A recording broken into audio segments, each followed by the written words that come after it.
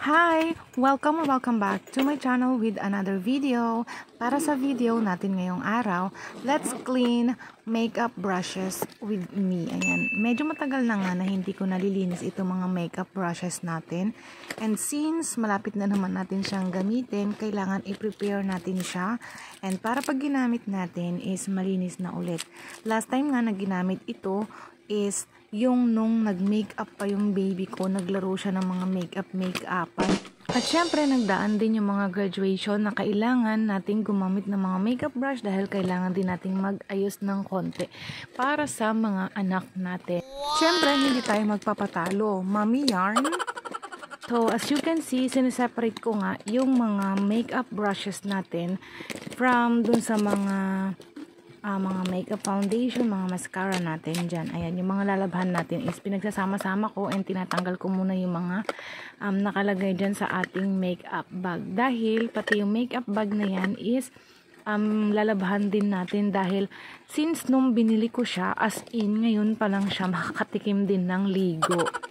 Dahil hindi naman siya nagdudumi and ngayon nga lang na hindi natin siya napagtuunan ng pansin, itong huli nating mga paggamit is hindi ko na siya nalinis. Usually kasi pag gumagamit ako ng mga tools and makeups natin is nililinis ko na siya after na gamitin. Pero since ngayon nga medyo busy tayo, hindi natin siya napagtuunan ng panahon para gawin yun. And since may free time naman tayo ngayon, ayan, lalabhan na lang natin siya kasama nitong mga makeup brushes. And tinapon ko na din dyan yung mga ibang tool na sira na. And ayun, may mga nawawala ng parts. Ano yun? Parang mekaniko lamang ano. So, yan lang naman yung makeup brushes natin. Hindi naman siya sobrang dami. And kaya din talaga ako bumili niyan kasi pag may mga event yung aking baby, ayan, may magagamit tayo dahil ako naman dati hindi naman ako gumagamit ng mga makeup brushes. Isa lang, ayun, magkakasama na yun lahat, yung pang blush, pang powder, pang contour. So, yan yung ating gagamitin na pangkuskus sa ating makeup brush. Binili ko siya, hindi ko na matandaan kung magkano, less than 200 pesos lang siya. At yan din yung gagamitin natin na pang patuyuan ng ating mga makeup brushes. So dito, nagre-ready na ako ng water. Kailangan may may mainit na tubig. Warm water yung gagamitin natin para sa mga makeup brushes natin para madaling matanggal yung mga makeup na nakadikit doon. So wala akong makeup brushes cleaning, ano yung tawag doon, yung pang ginagamit talaga siya na liquid panglinis ng mga makeup brush. So since wala nga ako noon, ang gagamitin ko is shampoo na lang dahil marami din ako mga napanood na gumagamit ng shampoo as panlinis ng kanilang makeup brush. And ever since, yun din yung ginagamit ko na panlinis. Shampoo lang din talaga yung ginagamit kong panlinis sa mga makeup brushes ko.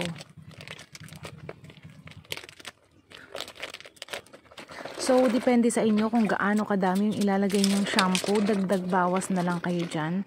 And, ayan, nilagay ko na nga yung hot water. Gaya nga ng sabi ko kanina, warm water dapat. Hindi masyadong mainit para hindi matanggal yung dikit ng mga makeup brush natin. So, ibababad natin yung ating mga makeup brush and sponge ng kahit 30 minutes lang. Pwede na. Para lumambot at hindi tayo mahirapan sa pagkuskus sa mga brushes natin.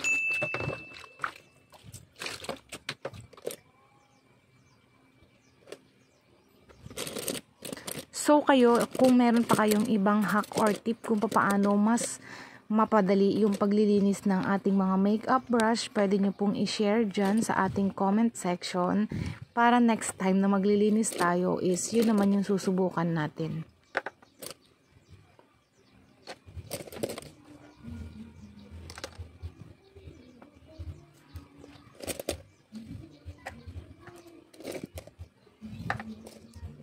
So, tinatry ko talaga dyan na yung mga brush natin is nakatayo and yun lang talagang pinakaulo nila yung nakasawsaw sa tubig. Pero, after is natumba na rin sila and lumubog na sila dun sa tubig. So, hinayaan ko na lang din na masoak pati yung handle. Habang iniintay nga natin yung 30 minutes na pagbabad natin ng makeup brush is inuna ko na nga itong ating makeup bag organizer na labhan. So ayan, kitang-kita nyo naman yung mga nakadikit-dikit dyan ng mga foundation. Hindi ko na siya brinash ng malala. Yung ginamit ko nga is yung net na ginagamit natin sa katawan. Yun na lang yung pinang-brush ko kasi baka kasi masira pagka yung brush na matigas o yung scuba yung panlilinis ko dyan. And okay naman, nalinis naman siya. After ko nga na malabhan na yung ating makeup bag is inuna ko na rin siya na banlawan and isampay. At sinunod ko na nga kaagad itong ating mga makeup sponge. And very satisfying nga sa personal yung outcome ng paglalaba natin ng mga sponge kasi ang bilis niyang matanggal yung dumi. Ang bilis matanggal ng mga makeup na nakadikit sa sponge kasi nga nababad natin siya. Sinunod ko na rin pala yung ating mga makeup brush. Alam nyo ba yung pinakaunang makeup brush na yan, yung nilalabhan ko na yan? Yan yung pinakaunang makeup brush na meron ako. And hanggang ngayon is okay na okay. Buhay na buhay pa siya. Nagagamit ko pa siya. Hindi ko na nga lang matandaan kung saan ko na nalagay yung ibang mga kasamahan nun. Kasi nung binili ko siya, set for only 149.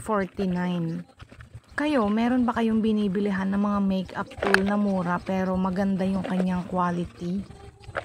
I-share nyo naman po dyan sa comment section natin para next time na bibili tayo ng makeup brush is itatry natin dun sa kung saan isasuggest nyo na store. Kasi parang feeling ko kulang pa ako ng mga makeup brush like pang blush, pang powder. Kasi pagka nilalaban ko yung mga to, wala na akong mga ginagamit. As in, wala na akong extrang mga makeup tool. Pag nilabhan to, pagbasa, wala ka nang gagamitin. So, gusto ko sana at least meron akong tigda 2 piraso nila. So, dito nga sa paglalaban natin ng mga makeup brushes, ayan, para lang tayo naglalaro ng bahay-bahayan. Diba? Ang cute and malaking tulong din talaga itong nabili ko na to kung saan natin kinukuskus yung mga makeup brush natin kasi nakaka-help din siya na mapadali yung gawain natin ng paglilinis. Kasi, ayan, parang i-brush-brush mo, para ka lang nagpipaint.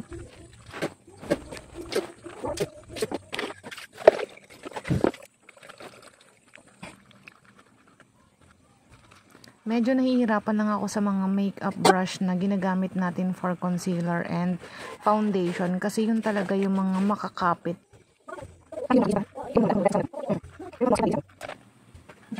Pero yung mga ginagamit nating mga makeup brushes for eyeshadow, blush, mga ganyan, is madali lang siya na matanggal. Nakakatuwa pa nga pagka yung mga yun ang tinatanggalan natin kasi kumukulay siya sa water.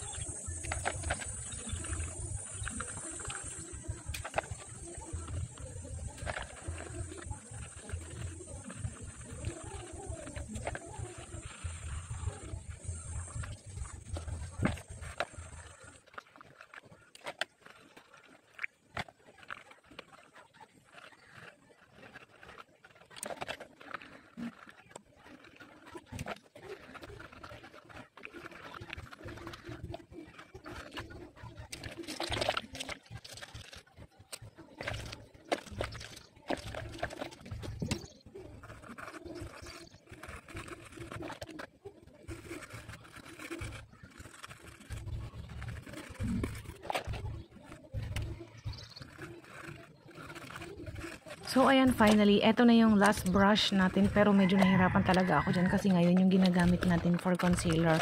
But, ayun, medyo nagdagdag ako ng shampoo para mabilis siyang matanggal. So, there, nagbabandaw na tayo.